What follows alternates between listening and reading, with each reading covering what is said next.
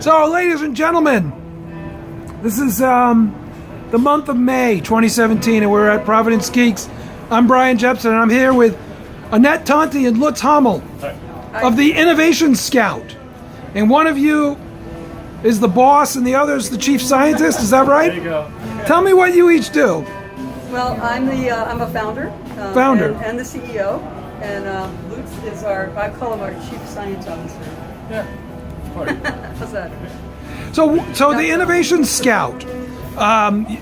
We got a sneak preview of what you are all about tonight. Yep. What are you all about? Here's what we're all about.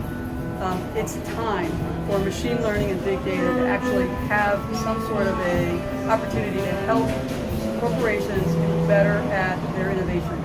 So we basically are Match.com for startups and big companies to help them innovate.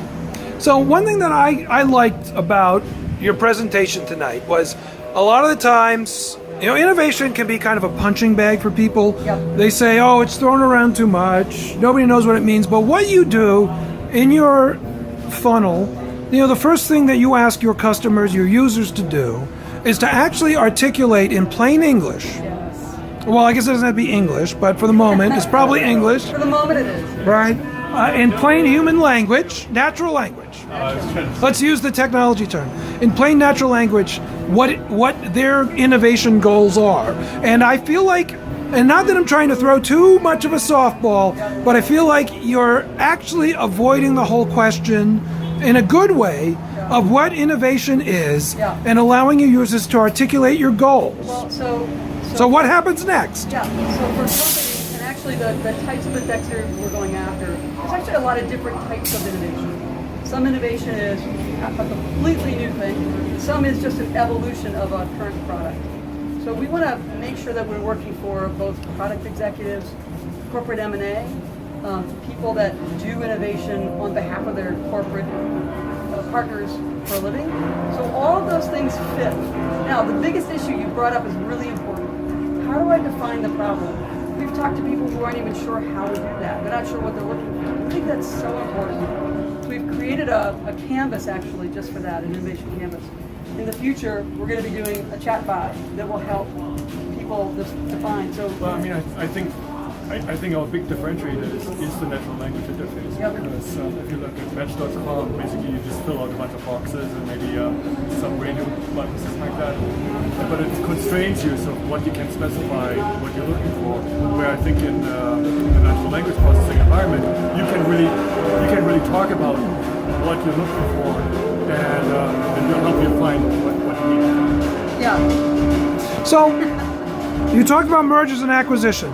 Yeah. And one question I had that I didn't ask during the talk is, what is the end goal? So you're Match.com, but these people, are they trying to get married, or are they, well, let's just not use that metaphor. Right, are they looking for vendors, or are they looking for acquisition targets? And they're also looking for competitors.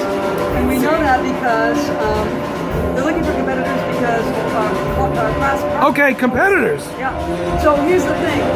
Many corporations are being really swallowed up right now by a lot of startups that they've never heard of. And one of the problems is, you take a look at $150 billion is going to be coming out of the financial services sector. And that's all because startups are out there changing everything on them. So the big guys need to know about these startups because guess what? Somebody's going to come along like Airbnb and eat Marriott's lunch. That's what we're really going after.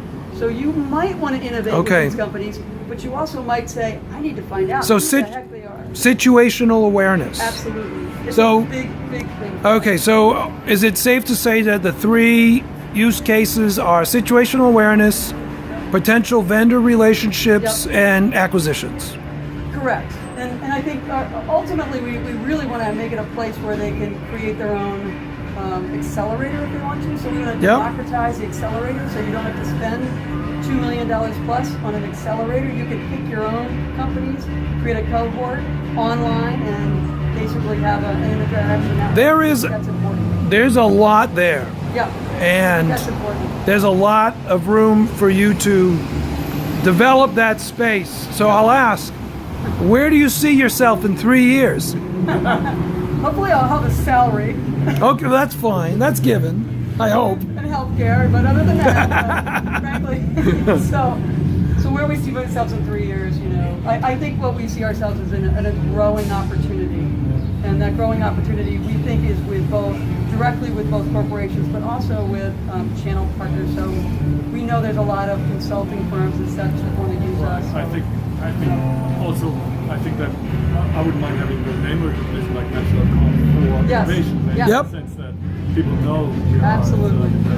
All right. I also wanted to talk about, you said, so there's a lot of opportunity in terms of the business model, but there's actually a lot of opportunity on the technology side as well. So people know chatbots, but there's also a lot of additional opportunities for deep learning, some of these brand new technologies that are coming on, the Tensor.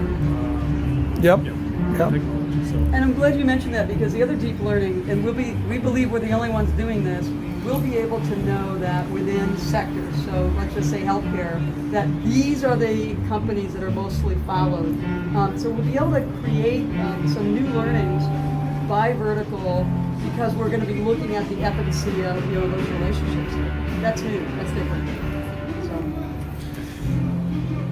So. Annette, Tonti, and Lutz Hamel, the Innovation Scout.